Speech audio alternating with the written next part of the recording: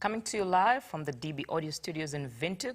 This is the Bank Windhoek Agriculture Series, brought to you in partnership with the GIZ, the Namibia Nature Foundation, and the Namibia Organic Association. Good afternoon, viewers, and welcome to the final session of the 4-part series on transforming to smart agriculture practices. We are broadcasting live on the Bank Windhoek Facebook and YouTube social media channels. My name is Maria Emmanuel, and I'm your moderator. I have been your moderator for these sessions. Thus far, we had an exciting and insightful knowledge sharing session on agriculture. We focus on regenerative agriculture, organic agriculture, and nutrition and food security yesterday. And this morning, we had a session on agriculture economics, business, and marketing. If you have missed any of those previous sessions, please visit the Bank Windhoek YouTube. You'll get them there. You can replay them as many times as you want. In studio with me this afternoon is Ruan Bestbier. Ruan is the manager for Sustainable Investment and Deal Origination at the Bank Windhoek.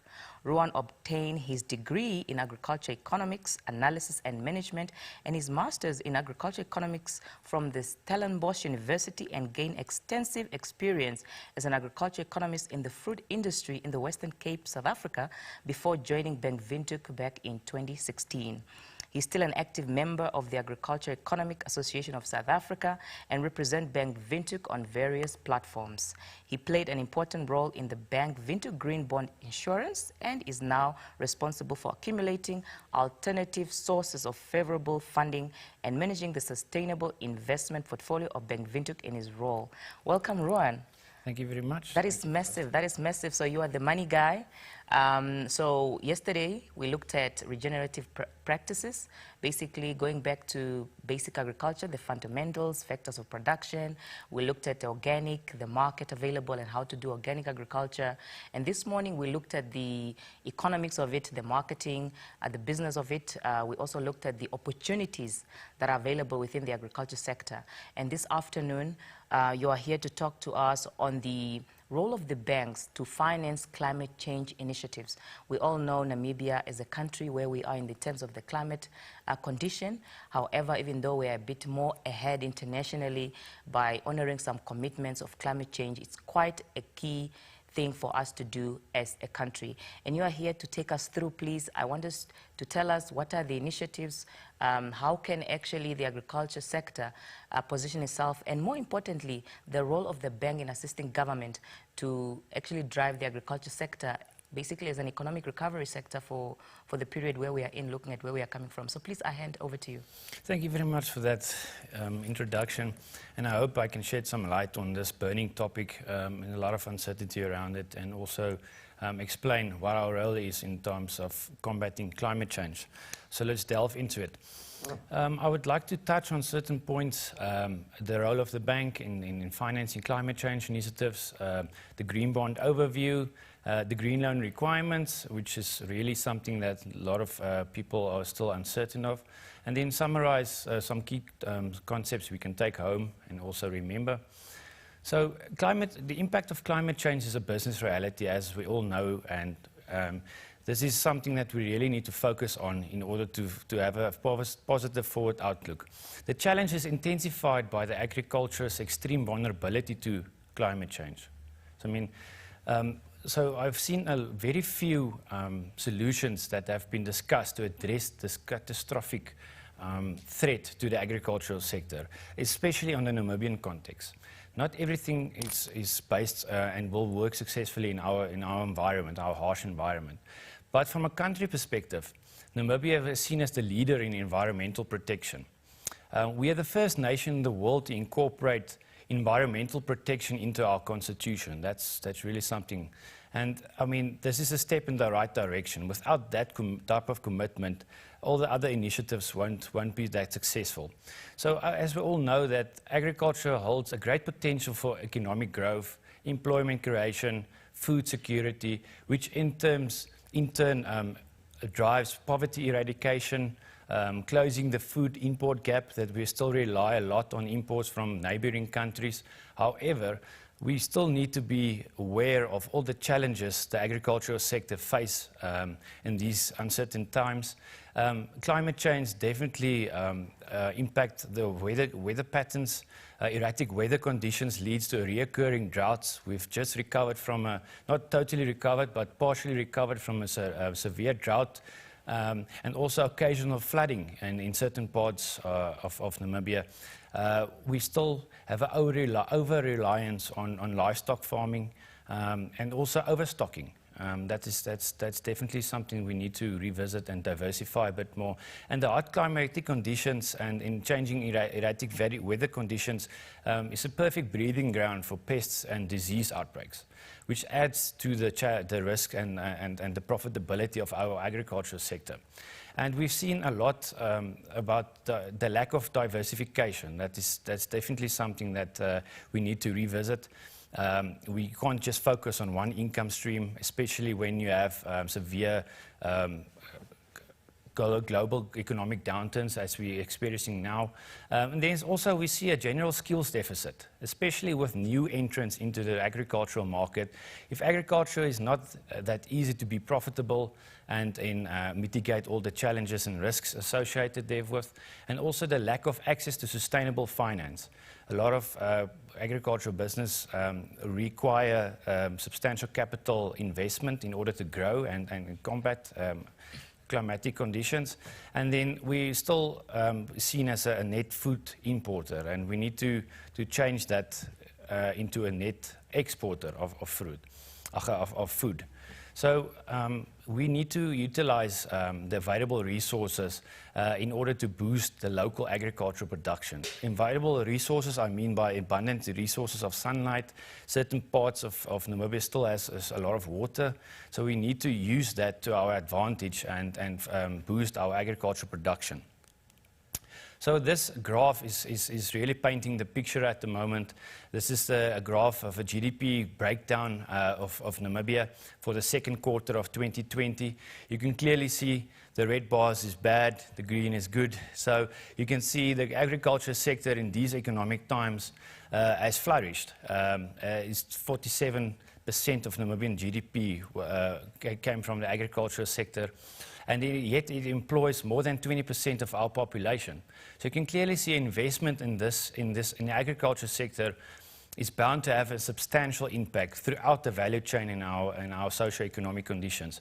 And you can still see from the graph on the left-hand side how reliant we are on the tourism sector. So as an economy, to grow, we need to diversify and not rely on certain sectors. And that's where we need support. So in support is where the role of the bank in fighting climate change comes in. The bank, and as financial institutions in Namibia, we know that the government has reached its debt ceiling, and we know that they're not able to play a big role as they had played in the past. They are over-indebted, so we need private sector investment to assist the agriculture sector to grow. So not only as a locally owned Namibian commercial bank, Bank Windhoek shares in the responsibility to protect Namibia for future generations by actively contributing and also facilitating the transition to low carbon and climate resilient economy, and in turn uplifting social economic conditions. So this is quite a mouthful, but how do we do that? We do it through responsible lending. We do it by ensuring that our clients have adequate access to low-cost debt, for us, in order to provide low-cost debt, we utilize favorable financing mechanisms such as green bonds, sustainable bonds, development finance institutions where we negotiate favorable funding, which we can pass on to our clients and other borrowers. So ensuring that we can provide favorable funding, we can ensure that our clients can maintain their operations now and also over the long term. So by going that route, we can clearly see that Bank Windhoek is committed, and we're showcasing our commitment to being a sustainable and responsible organization. The favorable financing mechanism is one thing, but we also try to align our business practices and sustainability performance with the 17 Sustainable Development Goals set out by the United Nations Development Programme. We all share in the responsibility to address in part or in full some of these goals. And from our Green Bond Initiative and our favourable funding mechanisms, the type of projects we finance, we indirectly and in part address clean water and sanitation, which is referred to Goal 6. Goal 7 focuses on affordable and clean energy. And Goal 11 is sustainable cities and communities we operate in. And then Goal 13 is definitely very fitting, climate action. Talk is cheap, we need to act. So you can clearly see that sustainable finance, therefore, will be embedded in a bank's future growth strategy, and we will continue to create an innovative environment to provide favourable funding to our clients. So I want to explain the green bond mechanics. A lot of viewers have heard about the term, heard about it around the braaivleisphere. People need to understand the mechanics of it. So I would like to explain that the favourable financing mechanism we've used to accumulate alternative sources of funding is called a green bond. So we issued a green bond. We invited investors to invest in the bond. We repay the investors a specific return over a specific period. And we ring-fence the funding received from the investors in a separate account in order to finance green and bankable and eligible projects from the specific funding. By doing that, we can offer favourable funding to qualifying projects. So green bonds in the international markets, especially in Europe and in America, we can see that it's been one of the most prominent capital raising innovations in sustainable finance. And we use this sustainable vehicle to expand in our green lending activities by raising alternative funds. So this, as I mentioned, the funds are ring-fenced and specifically finance projects from that funding. So it's an important tool to create awareness to the public around sustainable development and also favourable finance, because it goes hand in hand. So Bank Windhoek, issuing the green bond, we've become the pioneer in green bond issuance in the Southern African region, after becoming the first commercial bank to issue and list a green bond in the Southern African region. We've won an award back in 2019 from the Climate Bonds Initiative, which we are very proud of. We also received a certificate of recognition of being the first green bond issued in Namibia, which is quite a milestone for us and a goal we needed to reach. So we follow the green bond principles as voluntary guidelines as established and published by the International Capital Markets Association. That's just to showcase our credibility, or that we can utilize the funds as we envisioned in our green bond framework. So you can read more about that on our green bond framework available on our website. So the type of projects we finance from the proceeds we've managed to raise for a green bond issuance has a certain environmental impact. And as we know, that Namibia's hot and abundant sunlight resources makes it a perfect opportunity to utilize the resource of the sun in terms of solar photovoltaic rooftop installations, also commercial-sized solar projects that supplies electricity to the Namibian grid. And I mean, more than 300 days of sunlight in a given year. And I mean, that's something spectacular. And that's why we financed most of the projects we financed with the first green bond proceeds was solar projects. And now we need to try and quantify the impact, the type of projects we finance for the green bond. So the key environmental indicators we report on in our green bond environmental impact report is generally the annual greenhouse gas emissions avoided by investing in and financing these type of installations, the annual energy saved, and also the renewable energy generated in a given year. So we managed to finance a substantial amount of projects, and the total combined capacity is around installed capacity of the solar was around 6.3 megawatts or 6,350 kilowatt hours, which is quite substantial. So the environmental impact over the expected life, the life expectancy of the solar panels is around 306,000 metric tons of carbon dioxide emissions we saved. I mean, that's quite substantial. You can see that a small investment makes a huge difference. So just to put it into practical terms, the type of, in 1 year, the installed capacity can save the CO2 emissions produced by 1,200 homes, Namibian homes, general electricity use, around 2,300 passenger vehicles driven for 1 year, and also interesting, 1.4 billion smartphones that can be charged in 1 year by the installed capacity of the projects. You can clearly see there's a substantial impact we've managed to showcase by financing these type of projects. So this is now a specific topic that I want to highlight, and I think we've received numerous requests for additional information of what either banks look at when they evaluate a green loan or any given loan. And based on agricultural production, let's see what the bank normally looks at. So we use the 5C principle: the character, capacity, capital, collateral, and conditions. So that boils down into 3 main pillars which the bank normally use to evaluate finance applications, which is the first one is the ability to repay the loan. So that's normally referred to the repayment ability. The security or the type of collateral the client is willing or is able to offer. And then how would the funds be utilized? Is the funds going to be utilized toward and put towards something that will grow the business or the personal capacity of the finance applicant? So by doing that, we need certain key supporting documents that the viewers need to be aware of when they apply in a financial institution for some loans.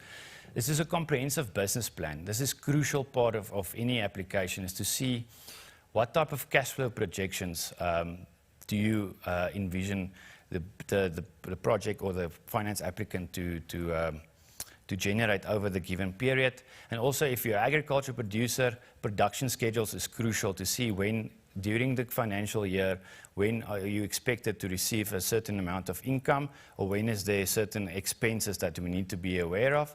And then quotations, especially on solar installations, we need quotations from credible businesses. We've seen a boom in solar installations, but we want to know that it's a credible installer doing quality installations in order for the loan. The equipment must obviously outlive the term of the loan, otherwise there's unforeseen expenses the client might occur. And then the income expenditure, personal balance sheet, and income, proof of income. That's 3 crucial documents we look at in order to determine your repayment ability and to see what your assets and liability looks like, and also the source of your income. Is it a sustainable source, or is it something that we need to factor into the risk profile of the project? And then obviously a clean credit record. Based on the key metrics that we use to evaluate credit applications, every finance application is dealt with on a case-by-case basis. So what does this mean is every finance applicant's income or financial position is unique. The risk profile of the project is unique. So there's no one-size-fits-all type of interest rate or repayment terms that we conclude with clients. So I think this is on a case-by-case. So the common challenges we face with type of applications we receive is the land lease agreement. You can't legally use a land lease agreement as put towards collateral. Letter of intent in terms of, especially for agriculture producers, we need to know that you have an offset point for your agriculture products that you produce. This will directly link to your cash flow projections in your business case. So that is normally difficult to obtain, but it is just to give us peace of mind that you will receive a quality product in the market. And lack of proper planning, especially forward-looking. You need to be forward-looking, and also realistic cash flow projections. I mean, it's one thing to have an amazing Excel model, but it needs to be realistic in order to determine your real repayment ability and assess the risk profile of the project. So you need to take all the costs in consideration, not just your normal fixed expenses and income. Where there's family businesses, there's generally various sources of income, and there's also various sources of expenses that you need to take in consideration. So is there also also a special point that I want to mention. Are you a price maker or a price taker? This is especially your position in the value chain. This will determine your price volatility that you need to take in consideration with your income projections. And also we see a lot of lack of specific expertise. If you want to diversify into a new business venture, you need to have certain skills in order to make it profitable and successful. And then water. Water is a big must in terms of a success of any agricultural product loan. You might have a sufficient supply of water, but the quality of the water is still very crucial. If it's too brackish, then it might not be able to fit for animal or human consumption. Then there might be some very expensive capital expenditure that you need to put towards cleaning the water. And also, if you don't have water, you can't produce. So inadequate record-keeping practices is also something we've seen a lot of farmers still using the back of the cigarette box with a big pen. This is not sufficient. I think the better your record-keeping practices, the more realistic your assumptions and your income and expense management will be in your budgeting as well. And a financial illiteracy. This is definitely something we've picked up. Not everyone is a chartered accountant. Not everyone can do a sufficient budget and make informed investment decisions, especially with the cash flow. So own contribution is also something I want to highlight. Some of the projects or the loan applicants are not in a position to provide any own contribution. And I mean, this is crucial for us to also know that you are committed to making a success of the loan and also the project you envision to finance with with the loan. So that's definitely something that is a key for any finance applicant. So the climate change, and from an agricultural economics perspective, as an agricultural producer, you need to be aware, as a primary producer of a food system, you need to be aware of the ever-changing industry trends in your specific market. We know that the increase in general population is evident. With increased population, there's an increase in demand for food. The general wealth and well-being is ever-changing. You can clearly see there's an increase in GDP per capita. People spend more money on quality, healthy food. Changing consumer spending and diet behavior. This is a recent trend. A lot of people are changing their diets overnight after watching a documentary. I mean, that is also something you need to take in consideration in terms of if you're producing a specific niche product that might not be in demand or be over demand. So we can clearly see that Namibia is also a consumption-led economy. So we only produce on what we consume because we are a net importer. As soon as we change the picture into a net exporter, it's totally different. So you need to build an agribusiness that meets the increasing demand for your specific product, and also to remain profitable and sustainable through the face of climate change. So the cost of adaptation is still very high, and some of the farmers also require some favorable funding, but the bank can't do it alone. So we need crucial public-private partnerships that will enable or will provide an advantage to the full agricultural value chain. I mean, we've seen a lot of private equity funds now booming that can supplement the equity portion of any business, the loan, and also innovative investment vehicles like green bonds, sustainability bonds is one which we can utilize, and then smart partnerships or joint ventures. We can obviously produce then a blended finance type of funding facility with a technical assistance facility added to that. Because we can clearly see that some of the banks and also the financiers and the finance applicants don't have the sector expertise. So if you have a technical assistance facility, that will create an opportunity to evaluate the financial feasibility of your project. And then grant and guarantee facilities. This is crucial, especially in the agricultural sector. Most of the income is it's sporadic. It's throughout the 12 months of your financial year. So you need some loans or clients really need that kickstart to make it bankable in terms of own contribution or collateral, and also first loss guarantee. So that's something definitely that we need to see more from in the market. So I just want to highlight, from my personal perspective, some agribusiness opportunities farmers can consider, not only to diversify their income stream, but also to mitigate climate change and also adapt to climate change. And we know that greenhouses is now something that's really a lucrative investment opportunity, because you can control the environment. You're not reliant on rainfall or climatic temperature changes. Hydroponics and aquaponics is a new buzzword in the market. You can clearly see that people want to diversify into producing vegetables without soil, because soil preparation is a very, very expensive and difficult and very complex. And aquaponics is definitely something, like aquaponics, just a small definition, it's a system that combines conventional aquaculture, like raising aquatic fish like tilapia in our market, and with hydroponics, combined with hydroponics. And this is something definitely that we will qualify to finance through our green bond, but it must be bankable. We need to have a letter of intent, a letter of offtake.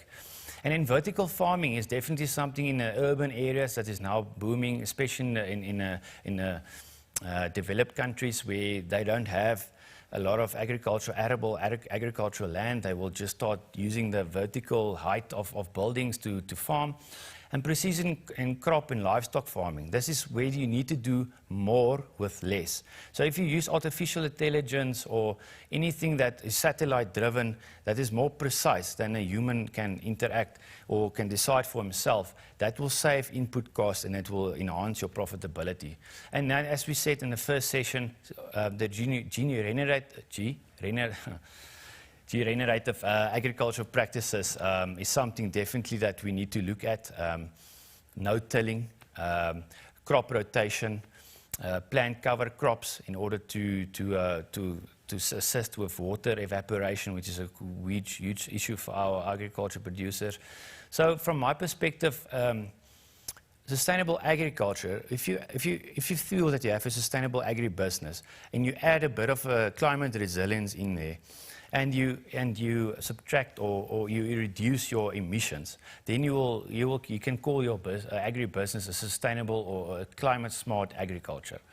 And we've seen with the presentations yesterday that organic farming is definitely something that's very lucrative, and I think a lot of our farmers out there can definitely look at using organic farming to diversify their business venture. So from my perspective, some key success factors that farmers can consider and that we've seen from farmers that is successful in the market, do the basics well before you start venturing into diversification and doing something you're not comfortable with. Do proper research in order to make informed decisions. Without proper research, you run the risk of total failure. This is where the ability to adapt to a changing environment like economic and climatic is essential. Your ability to act fast.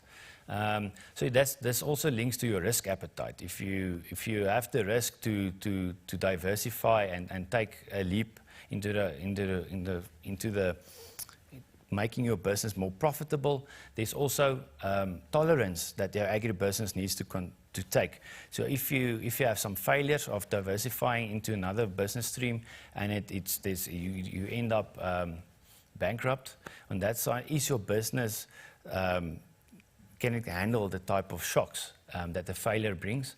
And an ability to identify risk and opportunities. You need to act fast and identify key issues that you need to address in order to mitigate substantial financial losses in the long term. And this is where we see application of digital innovation. Embrace technology. A lot of traditional and older generation farmers are scared for change, and they are scared about artificial intelligence or any of this new technologies is available. And this is clearly proven technology that can reduce your inputs and maximize your profitability. So this is where it comes in intensification rather than extensification. What do I mean about that? Intensification is do more with less. So start small, make a success of your business before you dream big and go too big too fast. Obviously, the economic term of economies of scale is in the back of the heads of a lot of farmers. They want to reach that point where the input cost per unit is lower compared to a smaller business, but there's a fine line. So I think intensify rather than extensify. And then your ability to take action. You need to upskill yourself continuously. You need to be aware of trends in your market that you supply and also your input market, everything that affects your profitability of your business, and especially with the effect of climate change. So benchmarking, I've seen this is a success story. Conducting a SWOT analysis, like strengths, weaknesses, opportunities, and threats analysis of your agribusiness, gives you a very holistic view of your business, and then you can start comparing yourself with your neighbors or your area or the market that you supply to see, are you doing below or above average, and where can you reap the opportunities and benefits in sustainable investments.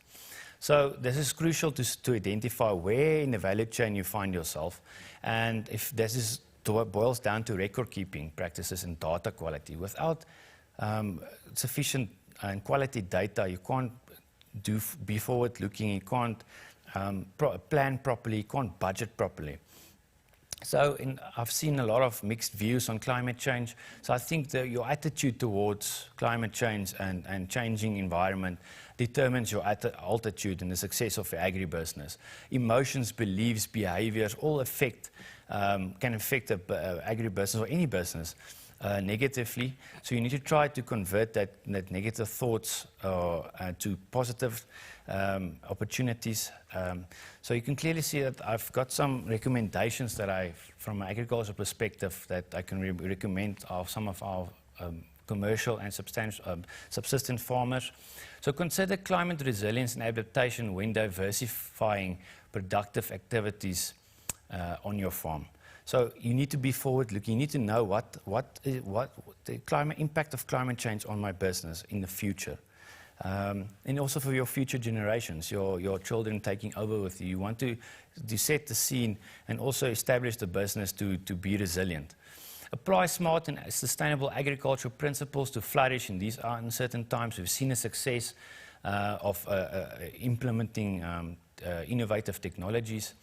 So by increasing your sustainable investments into your agribusiness, you can increase your productivity and your profitability. That's as easy as that. So we've seen a lot of investments from an agricultural perspective into renewable energy, solar water pumps, borehole water pumps, energy efficiency investments in terms of reducing your energy consumption, water conservation, and then precision agriculture technologies where they use computerized systems in order to identify all the input costs and the output and the yield output. So if you have all this in place and you start doing benchmarking, then you can establish where you can improve and also where your challenges lies. So stay informed, continually educate yourself, and also use the opportunity to read. I think there's a lot of opportunities that you just need to read about.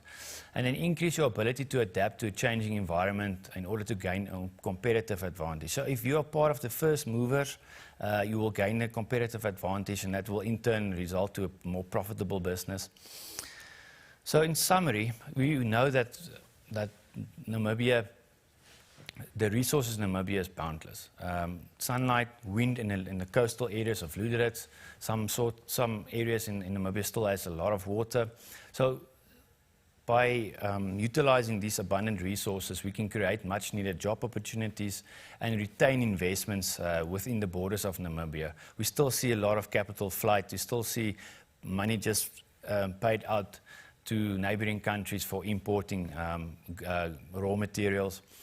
And then the green bond as I mentioned, has substantial benefit to investors as a sustainable investment vehicle to showcase your commitment to the environment by investing in the green bond.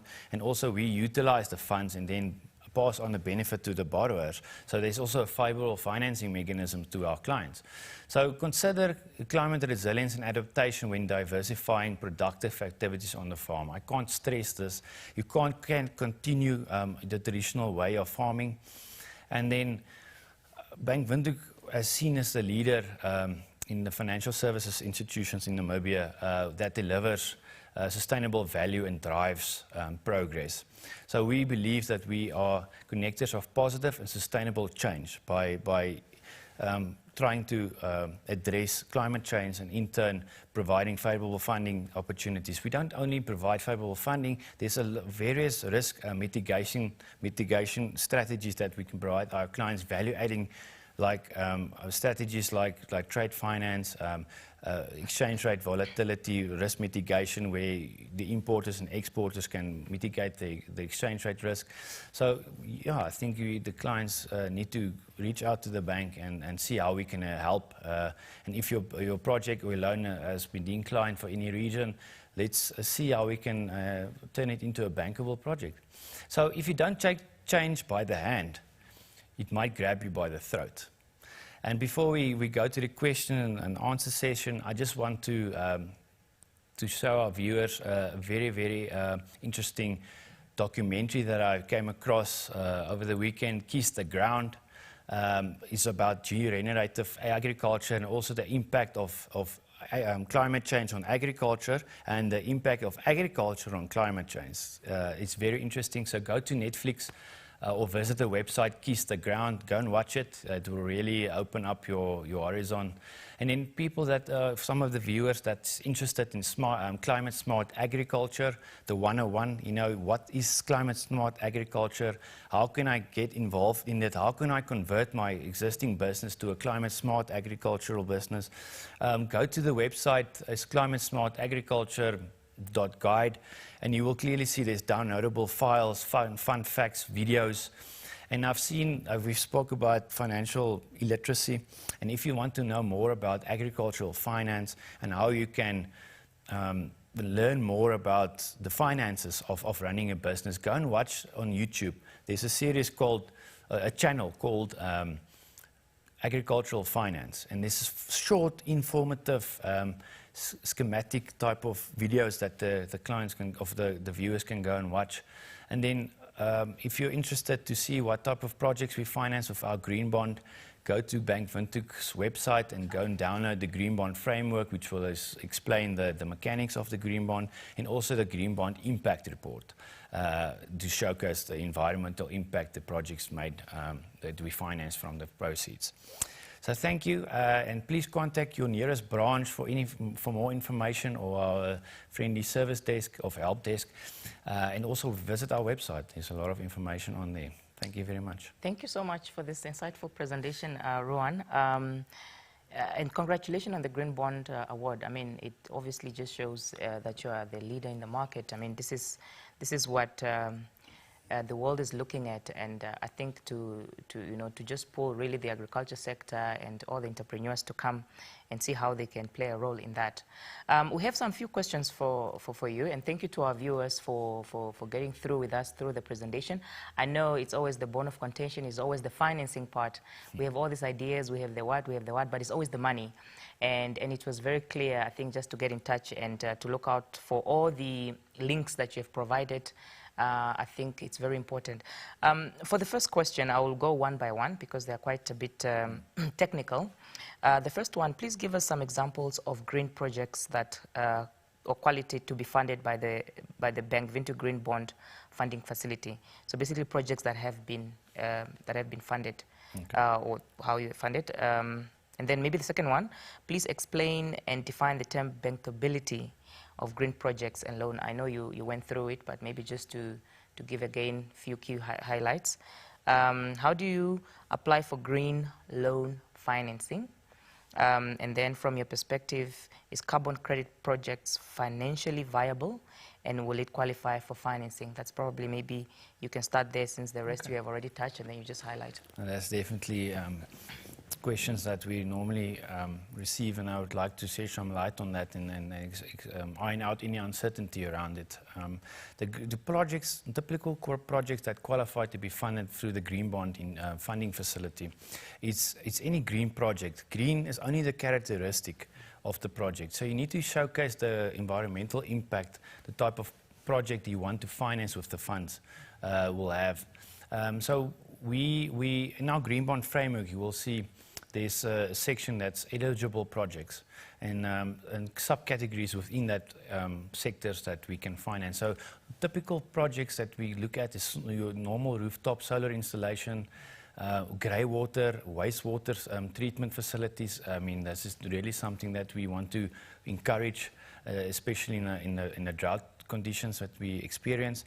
And then energy efficiency investments. That's specifically something that we also, I think, from my perspective, start there first. See where you can change some light bulbs before you put solar on the roof. I think that will be a more cost-effective way to do energy efficiency, reduce your energy, and then also sustainable agriculture, sustainable tourism. That goes hand in hand. It's any investment towards adapting or transitioning to a sustainable agricultural practice, drip irrigation, but all depends on the bankability of the project. The clients must still remember, the viewers must remember that it's still a loan facility. You need still to showcase your ability to repay the loan.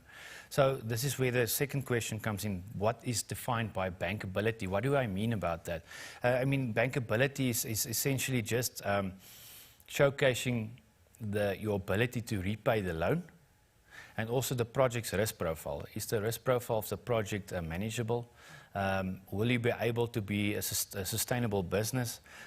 So all these factors play an integral part before of any loan to be bankable. So I think we need to stress that the green bond funding facility is a normal loan, just with the green characteristic on it. So we prioritize any green project. And then I think I need to skip to the carbon credit. Yeah. So I've answered. So if you have any uncertainty, they can contact. Yeah. And how they can apply for that? I think this is, you can go to our extensive branch network. Go to your local branch. Speak to your sales advisor. Speak to your branch manager. Explain to him your position and your intention of requiring a loan for your business, and then you need to showcase the green component of your loan of the project, and then it will qualify. Now one of the key thing that came out on all the presentation is really the role of young people in agriculture generally. I mean, if we really want to get the activity fast and going. And when it comes to the young people, so there are two things. So they will have the idea. It's brilliant, but obviously when it comes there are certain things that they probably have to, things like collateral, but I don't want to get into the collateral.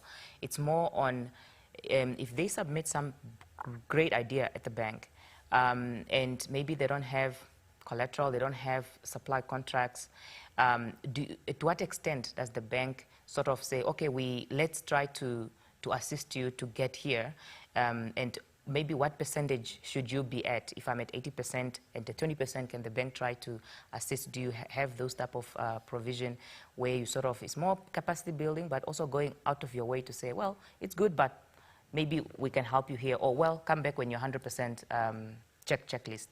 Yeah, so this is really something that we as a bank want to build a relationship with our clients and also the finance applicants.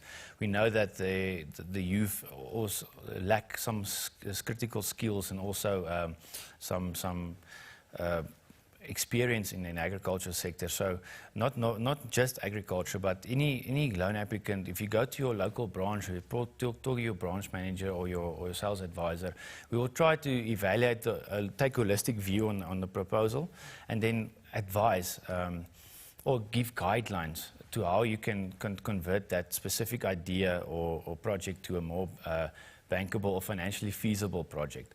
I think we have a lot of expertise in our bank as well, and also there's various external consultants that some of the applicants can reach out to in order to just take the applicant to the next level.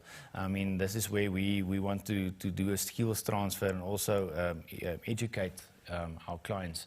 So I think this is just go to your local branch and see how they can help and assist with that. So there's no specific percentage that we say.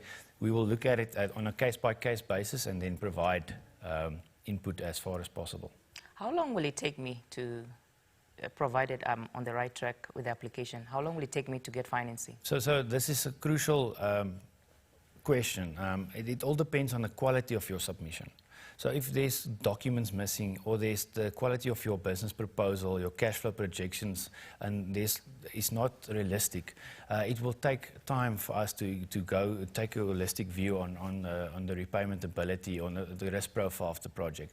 So as soon as you provide the sufficient documentation on the accuracy of the submission is on par, then it will make our work much easier to evaluate and give you an answer. So it's both ways. I think as soon as we've received the supporting documentation, as I mentioned, then we can fast track it as far as possible. The last one, what about the value? Do you have specific value that you only fund 2 million, 3 million? Okay, so specifically under the green bond, there's no minimum.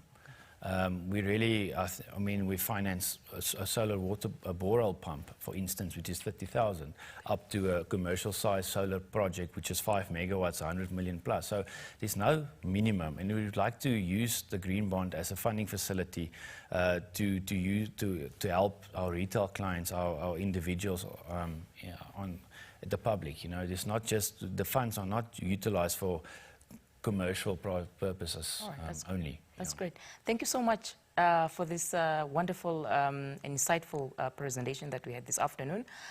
With that, ladies and gentlemen, we have come to the end of the Bank Windhoek Agriculture Series. I want to thank Ruan, of course, for all the information, as well as all our speakers and viewers who have participated in this very informative and thought-provoking series. Going forward, I believe that the information shared will have a great impact on the advancement of the agriculture sector. Please be informed that you can catch all the sessions of the Bank Windhoek Agriculture Series on the Bank Windhoek YouTube channel. They are all there. They are all very good. Even I will go tonight and just see what to learn more and see what I can pick up again. Of course, this series has been brought to you by Bank Windhoek in partnership with the GIZ, the Namibia Nature Foundation, and the Namibia Organic Association. Ruan, thank you so much for spending the afternoon with me. It's a pleasure. To all our viewers, this is Marie Emmanuel, and thank you for the wonderful audience that we've been.